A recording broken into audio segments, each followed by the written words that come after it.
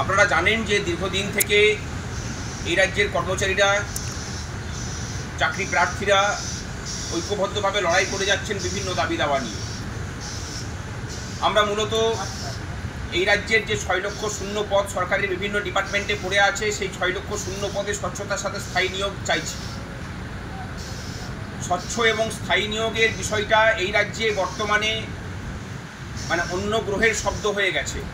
আমরা চাই যে এই রাজ্যের ছেলে মেয়েদের সামনে স্বচ্ছ এবং স্থায়ী নিয়োগের দরজাটা খুলুক। এই নিয়ে আমাদের নিরন্তর লড়াই চলছে।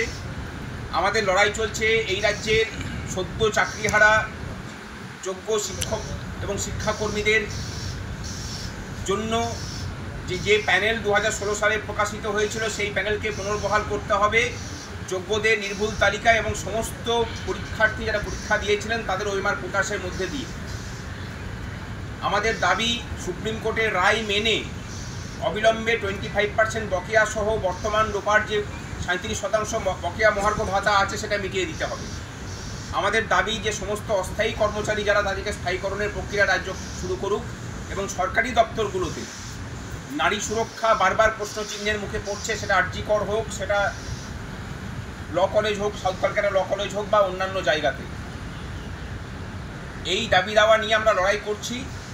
আমরা দেখেছি যে মহামান্য সুপ্রিম কোর্টকেও মান্যতা দেওয়ার মতো জায়গাতে এই সরকার নেই। বিভিন্ন ক্ষেত্রে সুপ্রিম কোর্ট, শুধুমাত্র ডিএর বলছি না, অন্যান্য ক্ষেত্রেও সুপ্রিম কোর্ট যে রায় দিচ্ছেন তাকে উল্লঙ্ঘন করার একটা প্রবণতা আমরা বারবার করে লক্ষ্য করছি। হাইকোর্টকে তো মান্যতা দেয়ই না এরা। এই জায়গায় থেকে আমরা মনে করছি যে সর্বশক্তি নিয়ে এই রাজ্যের সমস্ত মানুষ পথে নামুক। আগামী 28 তারিখ আমরা নবান্ন চলো ডাক দিয়েছি। জমায়েত স্থান হাওড়া স্টেশন বেলা 12টার সময়। সেখান থেকে নবান্ন অভিমুখে যাওয়া হবে। এবং আমরা যেটা ঠিক করেছি, আমরা যেহেতু আইনকে মান্যতা দেওয়া এবং সংবিধান মেনে চলা জনগণ, তাই পুলিশ যেখানে বাধা দেবে সেখানটাতেই শান্তিপূর্ণভাবে অবস্থান চলবে।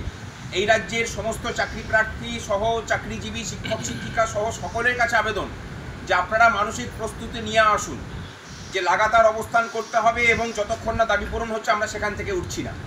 তাতে প্রশাসন যদি যে অবস্থায় নিক, তার প্রতিরক্ষামূলক ব্যবস্থাই শুধু আমরা নেব, আমরা কোনো আক্রমণে যাব না।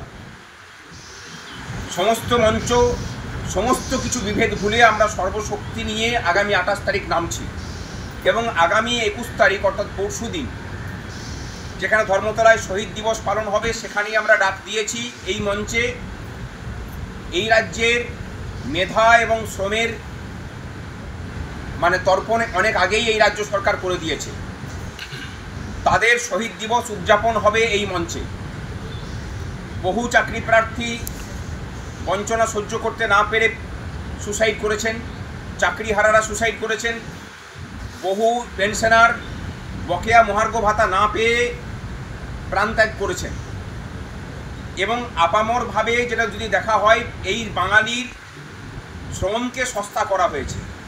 তাই আমরা বলছি যে মেধা এবং শ্রমের যে আহুতি এই রাজ্যে দেওয়া হয়েছে, তারই শহীদ দিবস পালনটা হচ্ছে ওই শহীদ দিবসের প্রকৃত মর্মার্থ বর্তমান সময়ে দাঁড়িয়ে আমরা সেদিন পালন করব। এবং আমাদের এর আগের যেদিন কর্মসূচি ঘোষণা করেছিলাম, সেদিন তৃণমূলের পার্টির যিনি মুখপত্র কুণাল ঘোষ আমাদের হুমকি দিয়েছিলেন।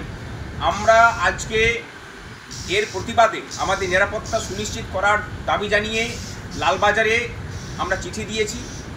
সেই চিঠি আপনাদের কাছে তুলে দেওয়া হবে। আমরা বলছি যে একজন জেলখাটা আসামি, তিনি যখন সরকারি জায়গা থেকে পুলিশের প্রোটেকশন নিয়ে হুমকি দেন, তখন তার যে অপরাধ প্রবণতা সেটা প্রকাশ পায়। এবং এই অপরাধ প্রবণতার মানুষ যে কোনো ধরনের পদক্ষেপ নিতে পারে। আমরা পুলিশের কাছে বলছি যে হাইকোর্টের রায়কে মান্যতা দিয়ে আমাদের যে নিরাপত্তার দায়িত্ব প্রশাসনকে দিয়ে রেখেছে হাইকোর্ট, সেই দায়িত্ব প্রশাসন পালন করবে।